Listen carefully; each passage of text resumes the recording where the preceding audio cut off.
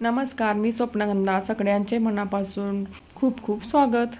भोगी दिवशी आपण भोगी तर करतो. मी भोगीची भाजी कशी करायची त्याचाही मी व्हिडिओ अपलोड केलेला आहे. चॅनलला जाऊन नक्की पहा. त्या भोगीची भाजी सोबत आपण बाजरीची भाकरी देखील करतो. ती आता आपण कशी बनवायची मी ती इथं दाखवणार आहे. सोपी पद्धत आहे. इथे मी दुकानातूनच बाजरी घेऊन आलेले होते. ते गिरणीतून छान पीठ दळून आणलेलं आहे. तुम्ही बघू शकता इथं खूप बारीक असे पीठ दळून आणलेलं आहे मी. आणि ते एका चाळणीनं चाळून घ्यायचं आहे आणि त्यामध्ये चवीनुसार मीठ घालून घ्यायचं आहे.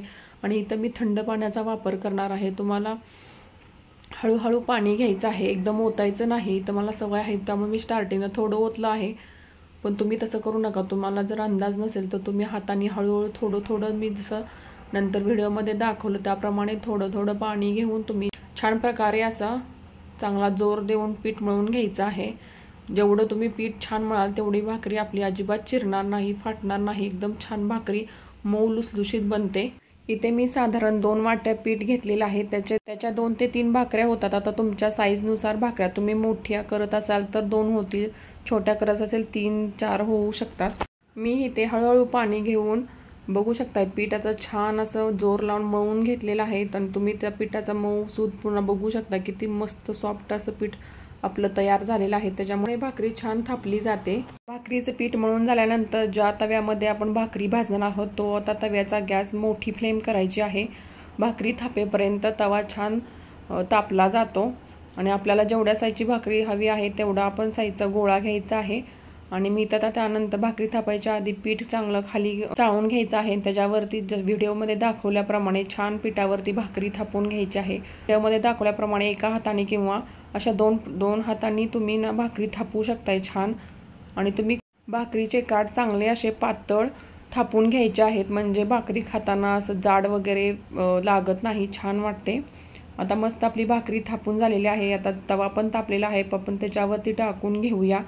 आणि भाकरी टाकल्यानंतर लगेच पाणी लावायचं नाही, अर्धा 1 मिनिट थांबायचं. त्या अर्धा 1 मिनिट नंतर आपण पूर्ण भाकरीला पाणी लावून घ्यायचं आहे. पाणी लावल्यानंतर थोडंसं सुकल्यागत वाटलं ना पाणी, मग आपली भाकरी छान पलटून घ्यायची आहे. बघू शकताय तुम्ही या असं पाणी लावल्यानंतर थोडी सुकल्यानंतर भाकरी आपल्याला पलटून घ्यायची आहे. आणि मस्त 2 ते 3 मिनटं छान खालून एक साईडनं ना भाजू द्यायची आहे. 2 ते 3 मिनिटांनी बघू शकताय तुम्ही भाकरी छान खालून आरामशीर निघते, अजिबात चिटकत नाही.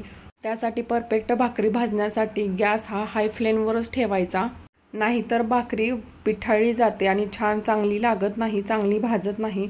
बघू शकता आपली भाकरी आता एका साईडनं खालून छान भाजली आहे, चांगले डाग पडलेले आहेत.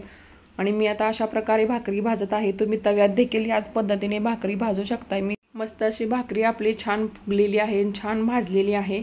आता आपण दुसरी या पद्धतीने भाकरी बनवून घेऊ. आणि संक्रांतीला भोगीच्या दिवशी बाजरीची भाकरी करताना त्याला तीळ लावतात. माझी पहिली भाकरी बनवताना माझ्या लक्षात मी तीळ काढून घेतलेले पण लावायचे लक्षात राहिले नाहीत, म्हणून मी दुसऱ्या सगळ्या भाकऱ्यांना मी इथं तीळ लावून घेतलेले आहेत.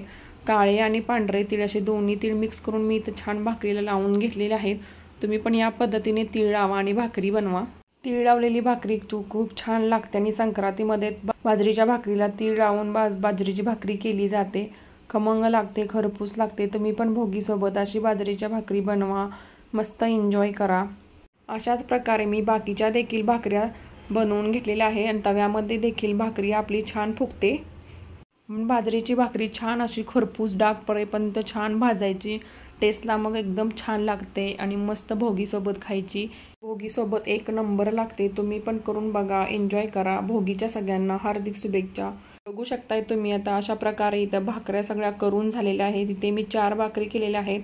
बघा तुम्ही इथं मीडियम साईजच्या भाकऱ्या आहेत आणि एकदम पातळ झालेल्या आहेत भाकऱ्या. बाजरीची पातळ भाकरी खायला छान लागते. बघू शकताय छान अशा भाकरी आपल्या मऊसूत अशा तयार झालेल्या आहेत. तुम्ही पण अशा करून बघा. व्हिडिओ आवडला असेल तर माझ्या व्हिडिओला लाईक करा, शेअर करा आणि चॅनेलला सबस्क्राईब करायला विसरू नका. सगळ्यांना भोगीच्या आणि मकर संक्रांतीच्या हार्दिक शुभेच्छा. Bye bye. भेटू नेक्स्ट व्हिडिओमध्ये.